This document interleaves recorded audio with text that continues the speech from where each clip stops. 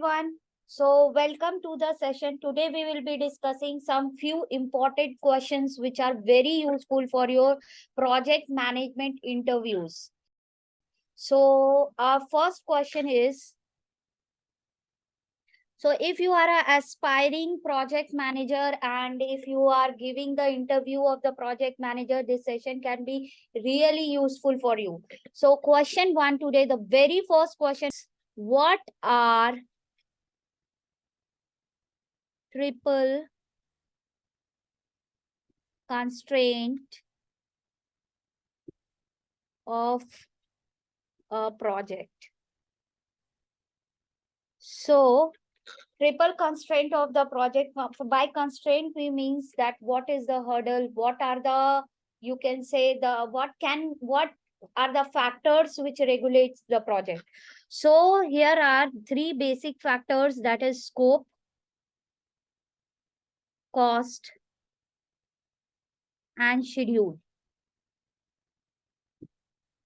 Okay, so you need to be watchful on these three. By scope we means the work which we have to do, the cost is the budget of the project, and schedule is the time of the project, time which you want to give on that project.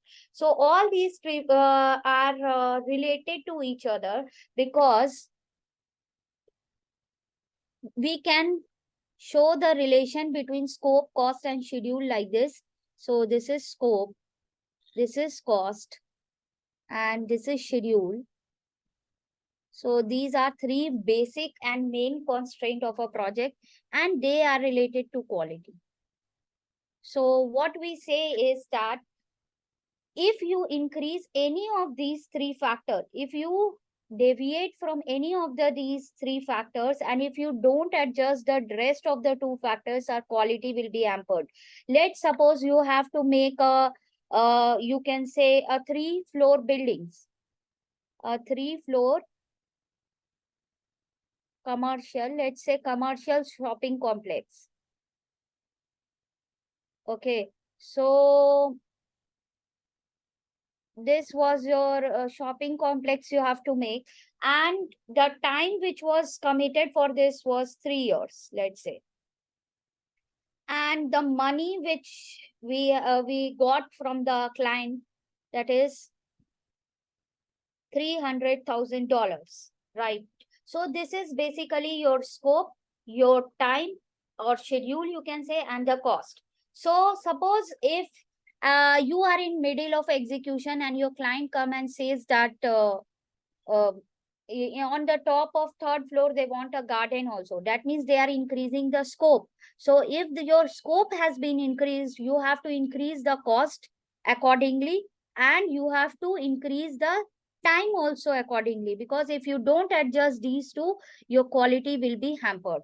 Similarly, now let's take the second scenario. If the cost, the client come and says in the middle of execution that they can't pay you $3,000, let's say they can pay you only $2,000 for the project. So if cost is reduced, you have to accordingly adjust the scope and schedule, otherwise again the quality will be disturbed. Similarly, if when it comes to schedule, if suppose your scenario 3, if in the middle of the project when you are executing and the client come with a change and say that I want all these in 2 years, right?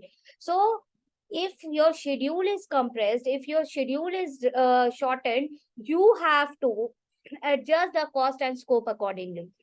So if you don't adjust the scope and cost and schedule of the project, then in that case what happens is, what happens is your quality will be hampered. So hope this is clear. That is why we say that it is a triple constraint of a project. If these three factors are not coordinated and managed in a coordinated manner, it can hamper quality. So keep adjusting and be watchful on these three factors. So our second question is question number 2. How would you choose developmental approach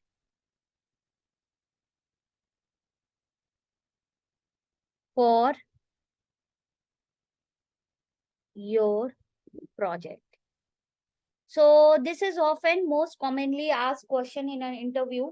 So how are you going to choose the developmental approach? That's the main question. So see, this is a step-by-step procedure, right? So when you get a chance, whenever you get a project to lead and you have to decide what approach you have to use for your project. So you know there are basic approaches are predictive, which is also known as waterfall, agile, which helps in delivering value, incremental and iterative.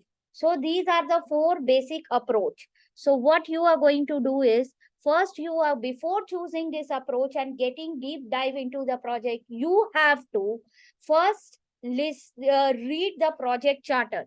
So first you will go through the project charter. Why project charter? Because project charter will give you a high level insight on your project requirements, your project scope, your project cost, your project schedule, your project resources, your project communication, or your project risk assumption. All these will be there in the project charter, which will give you a framework. So after going through the project charter, you will set up the key components of project, or key components or variables of the project, you can say. So key components are like you will understand the scope of the project, you will understand the cost of the project, you will understand the schedule of the project, you will fix the schedule with the client, how much is schedule, or your senior managers, how much schedule, what is the schedule of the project, and how much, what will be the duration and all. So after that, after going through scope, cost, schedule, you can also discuss on quality standards, and you can also fix the amount of resources, about resources, stakeholders, and risk of the project, assumption of the project, and what are your project constraint of your project. Right now we did what are constraint. So what are when you now in the second step, now when you know your project very nicely, you have fixed all the, you have set up all the variables, you have planned all your things. Now based on this, you can go through, you can analyze different developmental approach.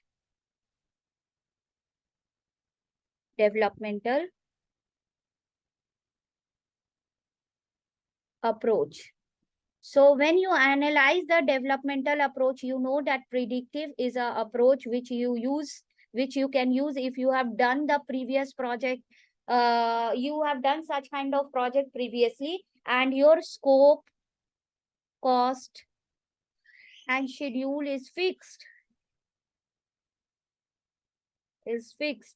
Okay, and you have a sequential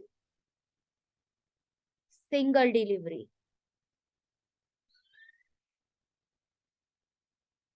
Okay, so next you have you can have iterative life cycle. If you want to develop your product through several iterations, repeated and multiple iterations, and you focus on preciseness, you want your product to be very precise, you can use iterative. If you are incremental, if you want to develop it incremental development approach can be used when you want to develop your product with great speed. And fourth is, after incremental, you have last one, agile. If you want to combine accuracy or continuous feedback, if you want to engage your stakeholder continuously, and if you want to develop your product in iterations, and in each iterations, if you want to deliver a value of the product. So based on based on when you have studied your project, now it is easy for you to decide that which developmental approach you have to use for your project. And if in case you have any doubt, you can use tools and techniques like expert judgment, where you can take the help of any expert, or you can brainstorm. You can sit and brainstorm with your colleagues, your teammates, or your seniors. So this was all about the second question. So our next question, question 3 is, what are your project success measure? And they can ask you that, tell us about your most successful project. See, by this type of question, they want to check that how you have applied your project management techniques, and how much you are related to the project objectives and organization vision, right? How much you have lived up to it. So what are project success measure? So see, in the project success measure, we decide that whether the project is successful or not, but with the help of different criteria. There are different criteria to say that a project is successful. So you can say that financial metrics like NPV. If your NPV is high, you can say project is successful. If your NPV is high, along with that, if your NPV is positive, if I can say positive, it would be a better term. So I'm writing here positive. Then after NPV is positive, you can also say IRR, internal rate of interest. If your internal rate of interest is high, you can say that project is successful. If your payback period is low, you can say payback period means the time in which you are going to recover your investment, what you have invested in the project. So how quickly you get that back. So you can say payback period should be low, and your benefit by cost ratio should be high. So these are financial factors or financial metrics. On the basis of that, you can say that your project is successful or not. And then second criteria you can say is when your customer is satisfied. A satisfied and happy customer always leads to a successful project, right? So next is when you have when whatever you have delivered, that carry a value and it adds to the business goals. It always adds to the business value and aligned towards business goal.